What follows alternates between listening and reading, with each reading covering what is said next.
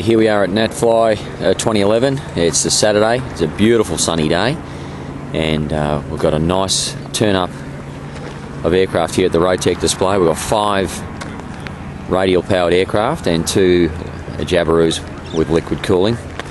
So it's quite a turnout. The first aircraft here is a Gear Sport, and this has been this aircraft visits quite regularly our booth. It's Richard and David Shaw's Gear Sport, and this is a new aircraft to the Rotec fleet. Beautiful Fisher Celebrity with R2800 power. That's Derek Dyer's aircraft, and this aircraft here is a Funk B, a 1946 Funk B with a Rotec R2800 conversion. Beautiful aeroplane. This is owned by Dave McCandless, and he's flown this all the way from Perth. That is pretty much right across Australia. Fantastic effort. And he said his Rotec engine didn't miss a beat with throttle body fuel injection. We'll take that for a fly shortly. And then my own aircraft, Bowers Flybaby Tandem, Rotec R2800 power, 110 horse. About 400 plus hours on the clock, I guess, somewhere around that. Flew it down, flew it up from Melbourne. This is a very sexy aeroplane. This is a Mick Dye's modified Zenith 200. Yeah. It's got the 235 in it. It's got a 150 horsepower R3600 9-cylinder. Very pretty aeroplane. Look at that blistered cowl. Nice coarse 3-blade prop. Let's have a look at that prop there. And this thing belts along, light little racer. And here's the throttle bodies and the liquid cooled heads, and lots of interest around Terry's aeroplane. This is our first one. This aircraft is being built by Derek Dyer, and it's a Fisher Celebrity with a Rotec 2800. And as you can see, it's a beautiful aeroplane. It's I think it's going to do very well at the award night. And if you just come in a little bit closer here, you'll see it's got the 7-cylinder Rotec engine here. Nice wooden spinner. It's our Mark II engine, 110 horsepower, and very nicely built aircraft. I'll just take you quickly around the aircraft. As you can see, he's opted for the wire bracing, which I think looks very antique. And the cockpit is actually very spacious, as you can see. Coming closer here, you can see it's quite wide. You know, good sized adult can get in that, and the front's not too bad either. There's an access door on the other side, which makes entry very convenient and not too bad. A lot of these biplanes get quite tight, but this one is quite spacious. This aircraft here has been here several times before. You're not going to hear me from there, man. And this is a Gear Sport biplane, first designed in the 1920s from a popular magazine, Mechanics magazine. And here it has our early Mark I billet head 2800 engine, single seat biplane. This is another award winner. This has got quite a collection of trophies. It's done very well over the years. And it's a nice little plane called a Gear Sport. So come around here, see the nice detail in the wings, all the interplay, and the struts here are all balsa and fabric covered. Very nice job. Again, we've got our flying wires and our landing wires here, all yacht rigging. And again, beautifully appointed cockpit.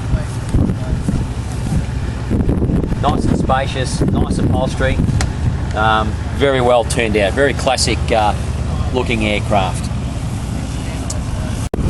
This is the Rotec Engineering's Bowers Flybaby. This is probably its 6th or 7th Narromine. It's again, it's been a trophy winner. I fly the pants off it. It's been a bit of a workhorse. Happy to take customers up for joy flights and demonstrations. It's again got the early Mark I engine for no other reason than that was the engine at the time when I got the aircraft that was available. It's got flying wires all over it. It's very much in the Ryan type 1930s feel. Again, everything's nice and rounded, very classic. It's a beautiful plane to fly. Flies like a low-wing Cub. So if we come, this aircraft is a CH Zenith 200, originally designed around a Continental 0200. and it's been re-engined with a Rotec 3600 9-cylinder.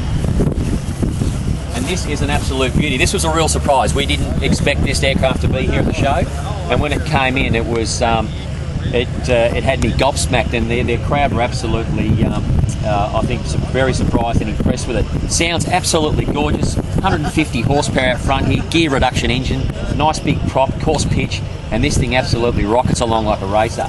Look at the detail in this cowl. Here's the air intake for the throttle body, and here are these beautiful blisters. It's a superb plane. Mick Dye's done an outstanding job, and it was flown in by John Williams. But just a tremendous aircraft. I'm looking forward to taking it for a fly later this afternoon. Side-by-side cockpit here. Good instrumentation, nicely appointed, nice little aeroplane, all metal. Mick Dye is previously our prop maker. He bought the engine off as he was so impressed with the engine, he decided to get one. And you see he's modified the tail. It's got a nice rounded tail. If you just get round onto a profile there, you see he's changed this. It's a beautiful shaped tail. Rudder. Very nice. Well, that's it for the Rotec radials, and we come around here. And here's some other items we've brought to the show. These are our throttle bodies that we've got for sale. And these have been very popular. We do a variation of sizes: 48mm for the 0360, and the 40mm for the Jabiru 3300 and the 0200 and the smaller engines.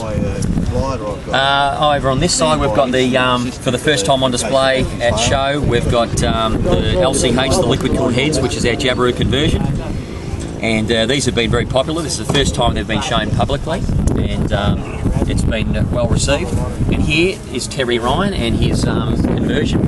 This is the first time we've done a conversion, and Terry's flown this in from whereabouts, Terry? Shepparton. He's flown in from Shep, and perfect cylinder head temperatures, and as you see, the installation is very neat. There's nothing missing here. We don't have those fiberglass ducts anymore. This is as it is. Now, if we come over here, this is another one of our engines. This is a Jabiru 3300. And up in that nacelle, it's got a liquid-cooled 3300 engine in pusher configuration. I don't think this aircraft would have had a hope in hell in cooling with an air-cooled engine in pusher configuration. So the liquid cooling was the answer, and it was perfect timing for Mike, who was looking for his engine solution at the time. And so he didn't hesitate. He's put the LCH heads on. If you come around here, then you have a look. It's a nicely appointed aircraft. It's based around Jabiru wings, undercarriage, and some of the tail components. But otherwise, Mike's moulded all this himself using pretty much the same construction and composite techniques that Jabiru use. Beautiful aeroplane. But what's really impressive about this plane is the cargo capability. Look at how much room you've got back here for cargo. You can put a motorbike in there, literally. So I mean, you can get your whole body in here. I mean, it's just absolutely fantastic. Look at this space. So Mike's onto something here. I think it's going to do very well. He's flown this in, and it went well. If you get up here and look over here, you'll see the radiator on the bottom of the plenum box. So basically, the air comes in through the front snorkels and then blasts down through the radiator, and that gives him his cooling. And there's the oil cooler there. There's 3 pipes, exhaust pipes on that side, and 3 exhaust pipes on that side. So as you can see, Rotec Engineering have got a lot of stuff on display here. This is obviously Mike Sharple's plane, and our involvement is just purely the engine. But I'd say this has been our most represented show, and it's been fantastic so far. So yeah, okay. So thanks for listening. Bye.